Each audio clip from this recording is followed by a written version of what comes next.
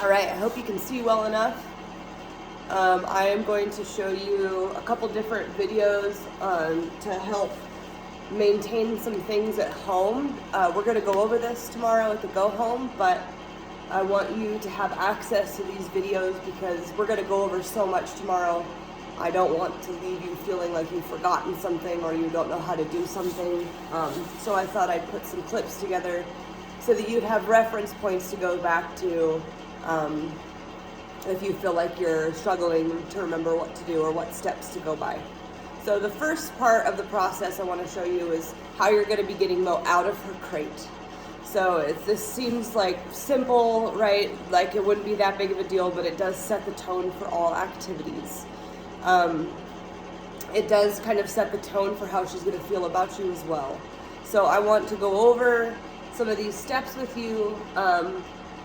The first part of the process is going to be what you're going to be doing if her e-collar is not on, and then part of it also will include what to do if the e-collar is on, because it does speed things up a little bit more.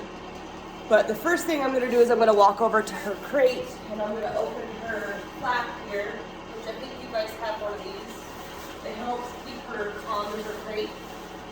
Not that she didn't like her crate to begin with. And then when you see Mo's at the very front of the crate, right? Whereas most people, I gotta turn this off.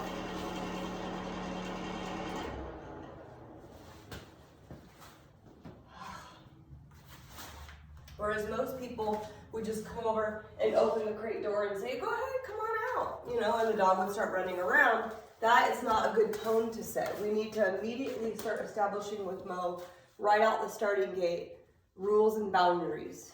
So without the e-collar, I'm not going to use the e-collar. All I'm going to do is wait. Okay? I'm just going to sit here and I'm just going to wait. I'm not going to acknowledge her or tell her to sit or anything. She's been doing this for 3 weeks. She knows the rules. She knows her expectations.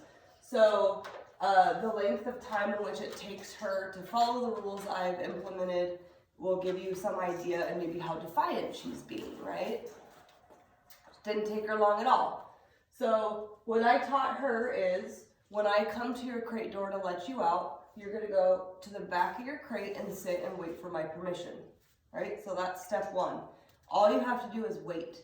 If you tell her sit or try to give her commands at this point, if she doesn't comply with those commands, we're at a loss because we don't have a tool to make it happen, right?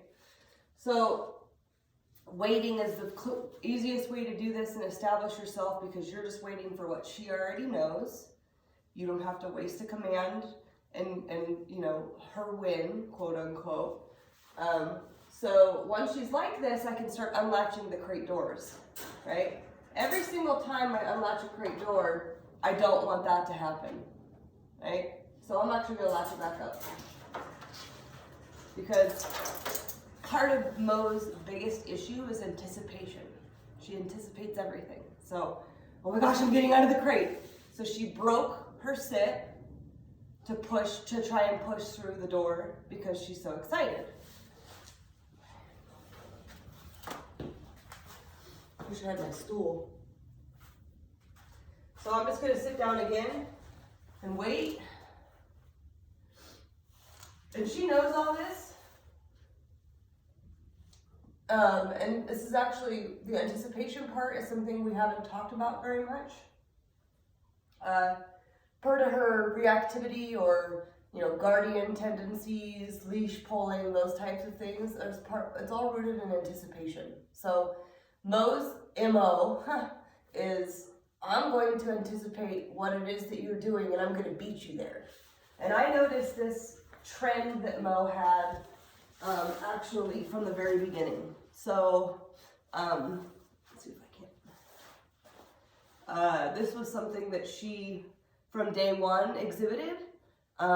She would start to figure out maybe what door we were going to be going out and try to beat me to that door. And it was something that she was actually very frantic about. It was a panic behavior. So it was almost like maybe it was even something that she needed to feel empowered. Okay, I got to beat him there, you know, and then I know I'm in charge. I'm not 100% sure if that's her intention behind it, but all I know is that in my experience is that anticipation is one of the biggest behavioral issues that contributes to reactivity, right? So when I came to her crate and she sat back and she complied to me, and then I went to go open the crate and she's now doing this, and now she appears to me to be in a frozen state of mind where now she actually is just like, I don't know what to do, which she does know what to do. She's just being a little bit of a brat right now. That step between breaking her sit and trying to get out the door before I asked is part of her anticipation. So how I deter such behavior is by not moving forward anymore, right? So instead of continuing to open the door like most people would, I'm saying, no, I didn't ask you to break your sit. You need to stay in your sit until I invite you, right? And then anytime she breaks a sit again, I back off. I can either back up steps and relatch to really de-incentivize the behavior, or I can just back up right where I'm at, stop, slow down, and wait again for her to go into a sit, right? So that's a huge part of this equation. And we're gonna start talking about anticipation in the next video, which is on doors. So I'm gonna use my e-collar. She has her e-collar on already, because this type of behavior, if we're just waiting for it, can sometimes take 15-20 minutes, right? I look at this as kind of a frozen state of mind, right? We have fight and flight, but freeze is something that she does. And freeze is actually one of the hardest defense behaviors to work through. So, you know, we know Mo's flighty. We know she likes to run at things, so we know she can go into fight sometimes. But when a dog freezes, they stiffen up, and it's almost like they're just like, I don't know what to do. Kind of like that. And I see Mo doing that a lot. And it's kind of sad, but I need to work her through it because it's not acceptable, and it's not going to make her a better dog, and it's not going to build her confidence, right? So I'm going to use my e-collar, and right now I'm on a 3, and I'm just going to tap it over and over and over again. Right? And what that e-collar is, that touch is doing is it's snapping her out of that freeze mode that she's in. Right? I'm not even going to go into what that just was, but she has water in her crate and she's kind of choosing to control a resource or go to a resource versus listen to me. So it could have been a genuine thirst. If she starts drinking water again, I'm probably going to address it. Right, so I'm going to start tapping again. Oh, no, actually, I didn't even know I pushed my dial down to a 2. I'm going to go back up to a 3. And I'm just going to start tapping this collar. And what I'm really trying to achieve is, you know, she understands the e-collar thoroughly. So this is more of a, how do I turn this thing off? Which she knows we've done this before. This is nothing about this is foreign to her. This is all actually, believe it or not, this is all defiance. It's really mild defiance, but she doesn't want to sit there. She wants to burst out of her crate. Since I'm going up one at a time, now I'm on a 5. So since she's being like this right now, she's not always like this. She's not always this bad. I'm glad she is for the video. But what concerns me, all right, so that took a 6. She's not quite where I want her. I want her to, there we go. So now she's sitting again, right? So real quick before I move forward, I'm going to make her sit a little bit longer since she gave me a run for my money there. This is where I'm, I guess, the most concerned about Mo and her coming home. And why I wanted to make a video for you. Because when a dog has been here for 3 weeks, this type of stuff isn't a struggle. Like crate, doors, place, none of those things are usually defied in the last stages of a 3-week board and train, especially not the crate. The crate is like never. The crate is usually accomplished in a week. So what you are seeing, and I am glad that you're seeing this was defiance in the crate, right? It was really mild. I'm not going to tell her no or be mean to her about it. I'm going to follow through with what I have been teaching her for 3 weeks straight. And because she's defying me at 3 weeks, if you roll back the video when she's frozen and you really look at her eyes, she's got that real concerned look in her eyes and she's kind of looking up at me like, why aren't you letting me out of my crate? I don't want to do this, right? So that conversation, that level of defiance, that level of non-compliance, I don't really want to do this, that has me the most concerned, and why I made this video for you, because I wanted to be able to break these down into steps so that you guys could be really consistent in following through with all the rules and everything that's required of Mo to become a better version of herself.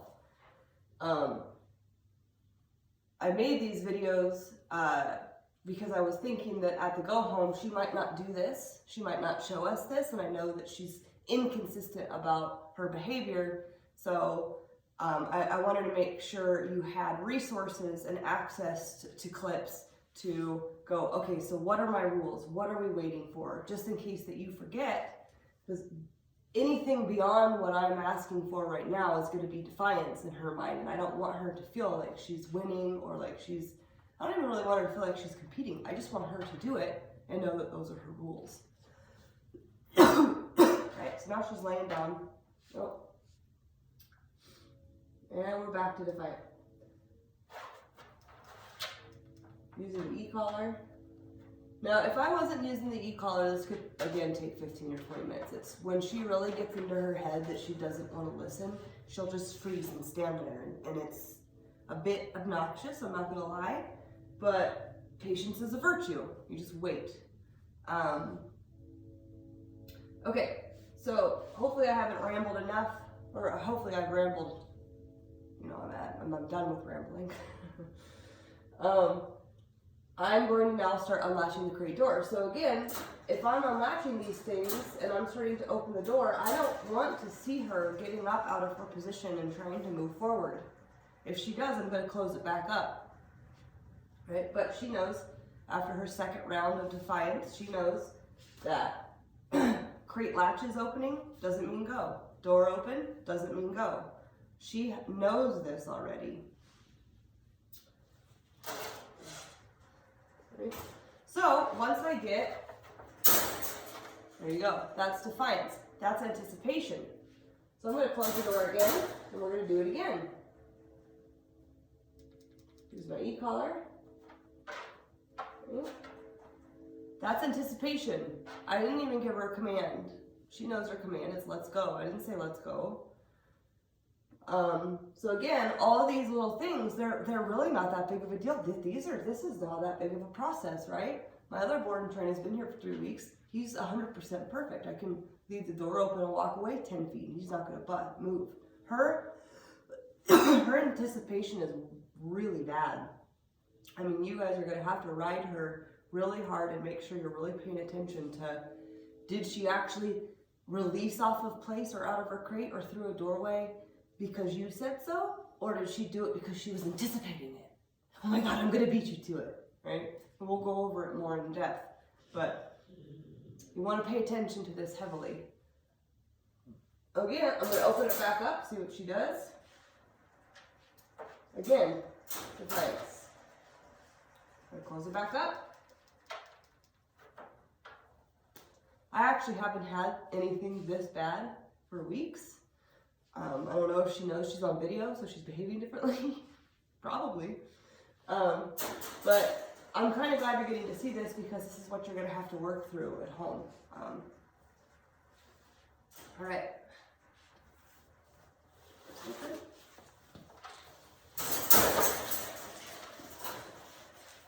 Alright, she did it again. So now we're going to wait again. And I didn't invite her out. There was no words into that. And I know I said this already in the video before, but this is what has me the most concerned. I don't want to freak you out.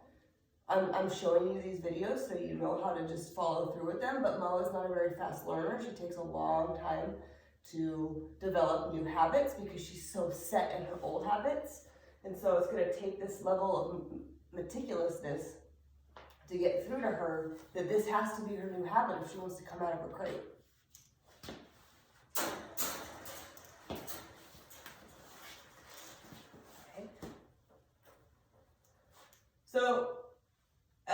looking at her with the door open, you know, I want to see some sort of acknowledgement from her. You know, right now, I don't even know if you can see. It's hard for me to see in this video whether or not you can see. But she is facing away from me. So she's doing this. This is avoidance, right? That's a conversation. If I'm doing this, I'm looking at you. We're talking. We're having a conversation. She's doing this, which, in my opinion, is I'm really not into these rules. I don't think I want to look at you right now. I'm not very happy with you and you asking me these rules and these disciplines, right? That's the kind of conversation. And Mo has these conversations a lot, you know. It is part of her personality right now. I'm hoping that's not the case when she goes home with you, that she'll want to do them for you more. But I'm still getting a lot of attitude, a lot of this isn't how I do it, right? So we need to make sure everyone's on the same page so that she understands that when she starts doing this with ease, and it's not problematic for either of you, we know that this is her new habit, and hopefully she'll be a lot happier about her new habit, right? So now I got eye contact, so I'm gonna say, let's go, Mom. I am leashing her up right now out of her crate, and I would suggest that you two do the same, just like I just did right there. Place. And then I'm bringing her over to, I don't know if you can even see her on this board. So you saw that let me see if I can move this back. There we go. So you saw that I got her out of her crate. The way I did it with the leash, I call it a lasso. I lassoed her up. And right after I lassoed her up, I put her right directly on a place board. And I'm going to give you a couple of these at your go home tomorrow. Because,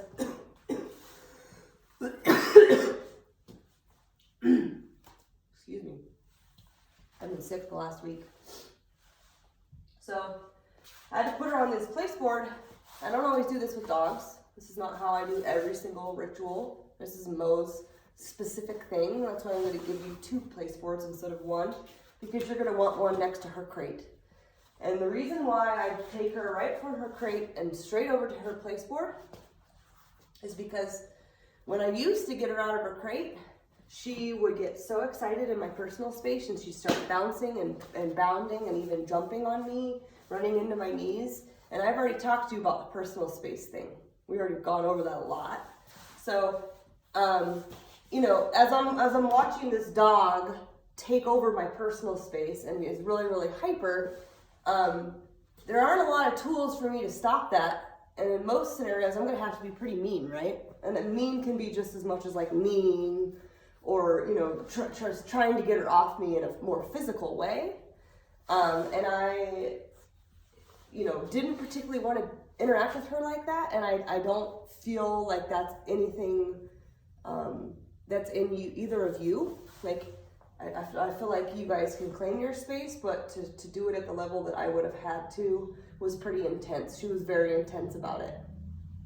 Right, so I brought in the place board instead and did that straight from the crate to the place board technique that you just saw, because what it ended up doing was allowed her to stay in her own space and work out her excitement about getting out of her crate without globbing onto me, right? So it was like, it solved the issue in a non-confrontational way to set a new tone, a new state of mind that I'm looking for. As you can see, it works really, really well. It's gonna be a little harder for you guys at first, but it really has suited her quite well to go from there to there, because she calms down super quickly, right? So this is gonna be your new crate ritual. This is coming out of the crate. I know this is a really lengthy video because I ramble and like to explain things in depth, but I wanted you to have all the information at your fingertips about how to appropriately get Mo out of the crate.